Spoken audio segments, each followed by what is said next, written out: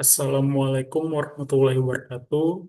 Izin Budia, perkenalkan saya Syahdila Isnadi dari kelas MJ 505 dengan NIM 250201020028. Kali ini saya akan membuat video pembelajaran dalam rangka pelaksanaan UTS mata kuliah akuntansi biaya. Materi pada kali ini adalah job costing. Kemudian kita akan mendalami disposition of under-allocated and over-allocated manufacturing. Outline dalam pembelajaran kali ini, yang pertama, pengertian job costing, yang kedua, penjelasan metode-metode disposition under-allocated dan over-allocated, dan yang ketiga, contoh kasus dan pembahasan. Jadi, job costing yaitu sistem perhitungan biaya yang digunakan untuk mengumpulkan dan membebankan biaya ke pekerjaan atau pesanan tertentu yang bersifat unik. Setiap pesanan dicatat secara terpisah digunakan dan digunakan ketika produk atau jasa dibuat berdasarkan pesanan khusus, kemudian setiap pekerjaan berbeda spesifikasinya. Kemudian, komponen biaya dalam job costing terdiri dari tiga. Yang pertama yaitu bahan langsung atau direct material, yaitu bahan utama yang bisa ditelusuri langsung ke suatu pesanan. Yang kedua, tenaga kerja langsung atau direct labor, yaitu upah pekerja yang terlibat langsung dalam pekerjaan pesanan. Kemudian yang ketiga, biaya overhead pabrik atau manufacturing overhead. Overhead. Biaya tidak langsung seperti listrik, sewa pabrik, dan depresiasi mesin.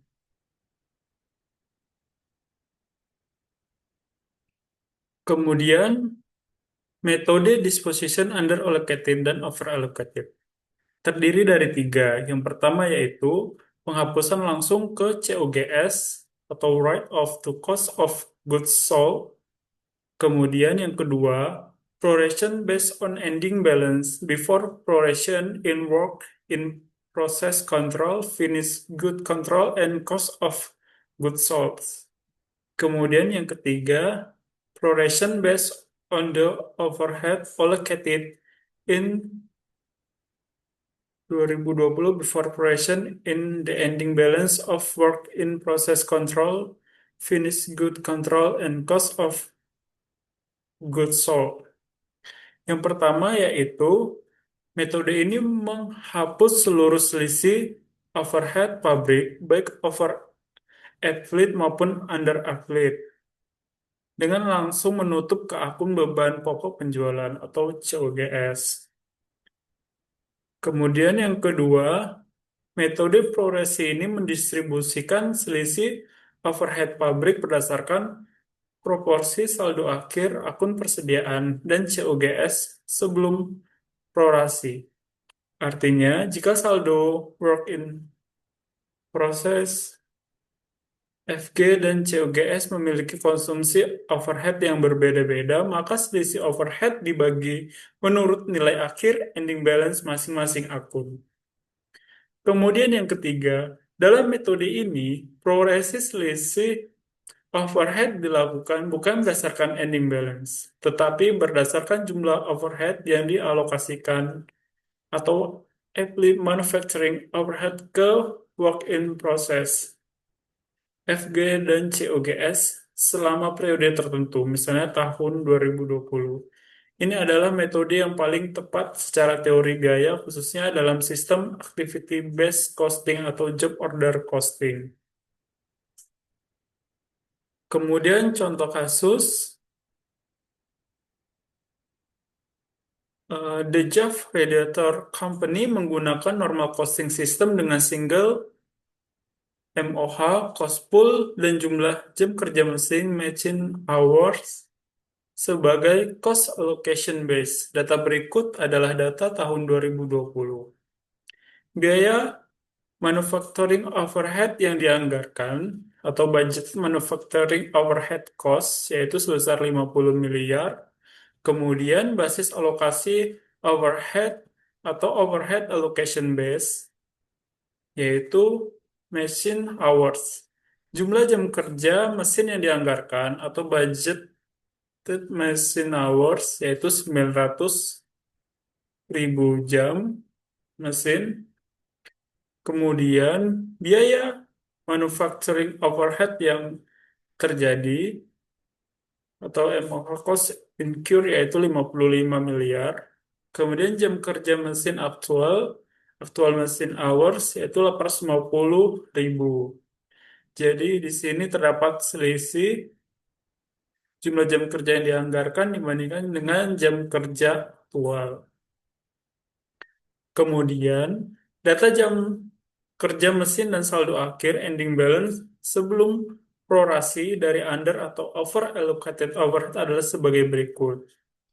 Itemnya cost of goods sold, jam kerja aktualnya sebanyak 650.000 dengan saldo akhir 100 miliar. Kemudian finished goods control yaitu 150.000 dengan saldo akhir 15,5 miliar.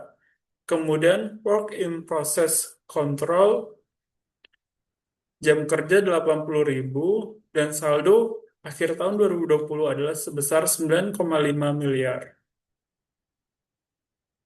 Kemudian instruksi yang pertama, hitunglah budgeted manufacturing overhead rate untuk tahun 2020. Kemudian yang kedua, hitunglah under of atau over allocated manufacturing overhead untuk Jav Radiator Company tahun 2020. Kemudian alokasikan selisihnya menggunakan metode-metode yang sebagaimana sudah dijelaskan pada slide sebelumnya.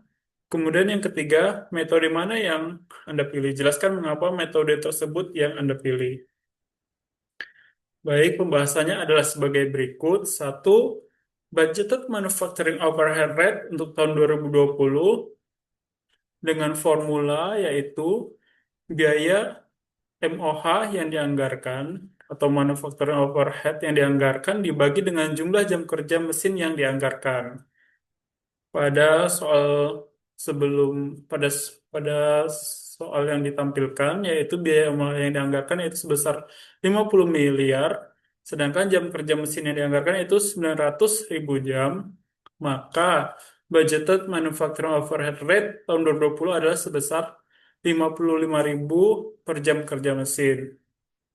Kemudian masuk ke soal nomor 2, under overallocated manufacturing overhead dengan formula yaitu manufacturing overhead incurring dikurang manufacturing overhead allocated. Sedang untuk manufacturing overhead incurring ini sudah diketahui di soal yaitu sebesar 55 miliar. Sedangkan manufacturing overhead allocated belum diketahui. Maka rumusnya yaitu actual machine hours dikali dengan manufacturing overhead rate sebagaimana soal nomor 1.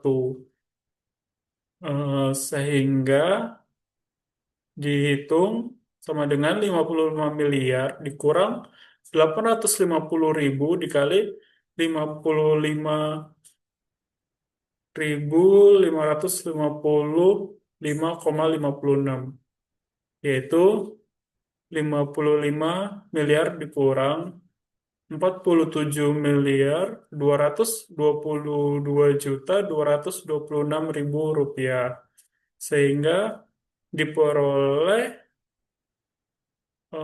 nilai allocated manufacturer overhead yaitu sebesar 7,777 juta 774.000 rupiah yaitu under allocated.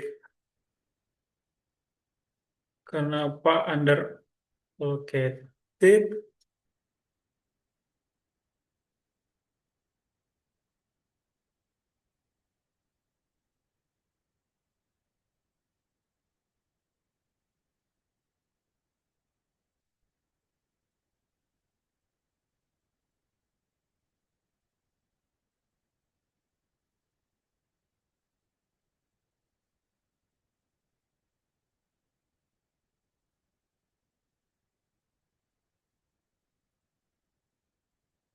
Underallocated karena manufacture overhead and curing lebih besar dibanding dengan yang dialokasikan. Jadi seharusnya yang terjadi 55 miliar, tapi yang dianggarkan 47 miliar. Jadi terjadi under allocated. Kemudian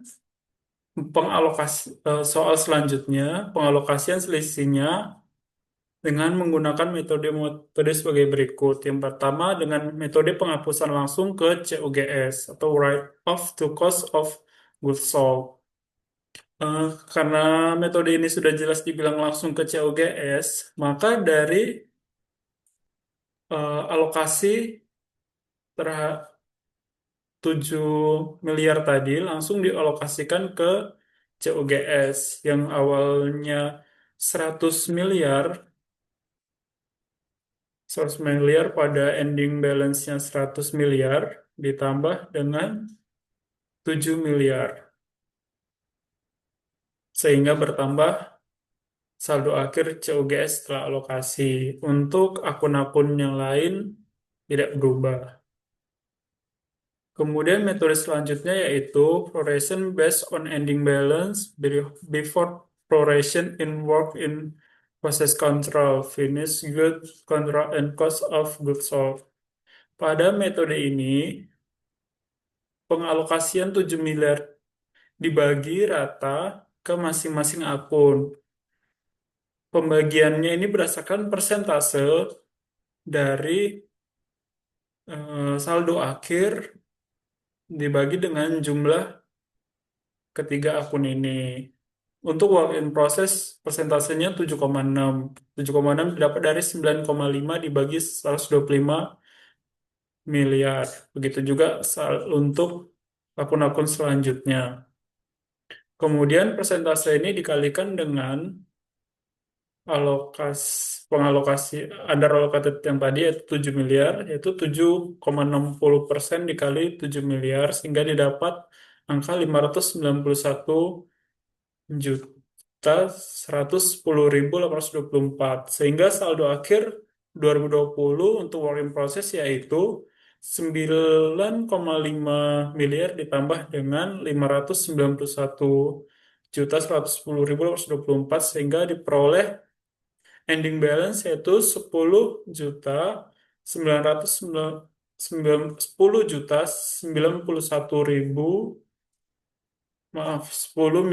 91.110.824. Begitu juga untuk akun-akun selanjutnya, baik finished good maupun cost of goods sold. Caranya sama, mengalihkan persentase dengan nilai under allocated tadi 7 miliar, kemudian dijumlahkan saldo akhir sebelum alokasi ditambah dengan pengalokasian persentase tersebut.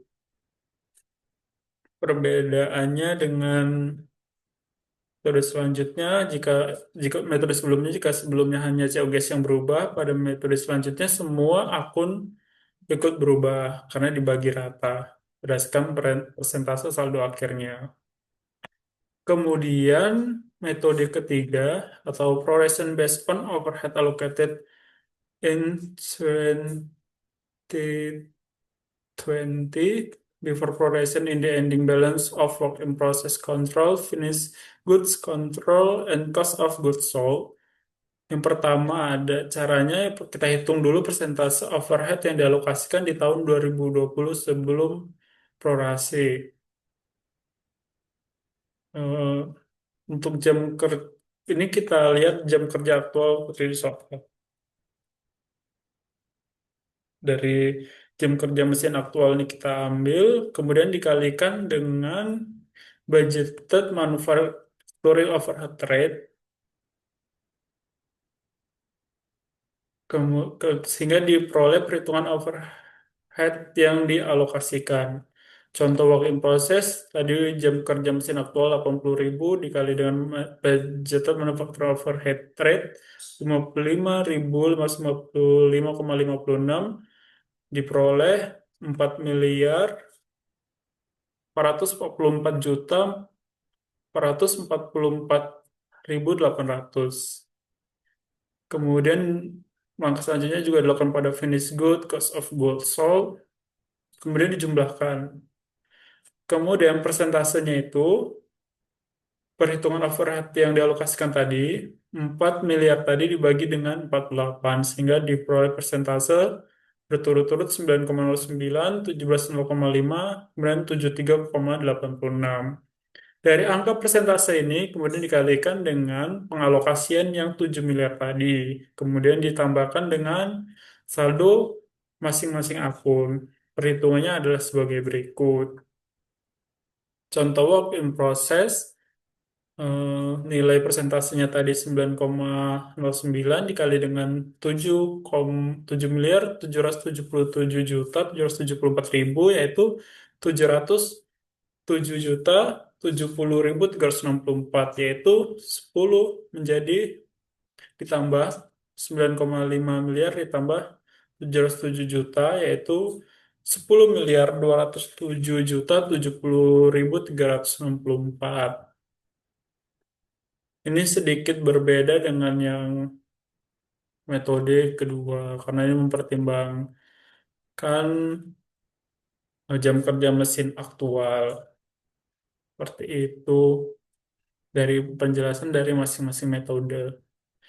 Kemudian menjawab pertanyaannya nomor tiga, metode yang saya pilih adalah metode yang ketiga, yaitu prorasi berdasarkan overhead yang dialokasikan pada ending balance dari work in process, control, finished good control, and cost of goods sold. Alasan memilih metode ini adalah sebagai berikut.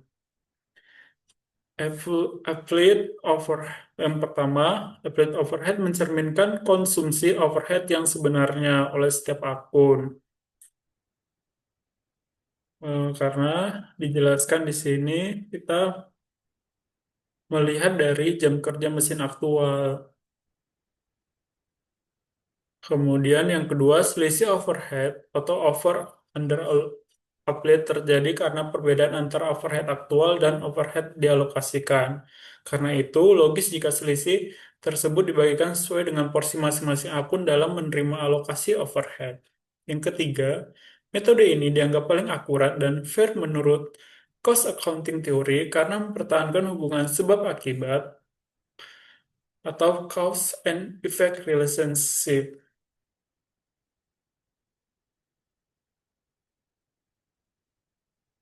Mungkin eh, sampai di sini saja penjelasan saya dan video pembelajaran terkait dengan soal UTS nomor 3.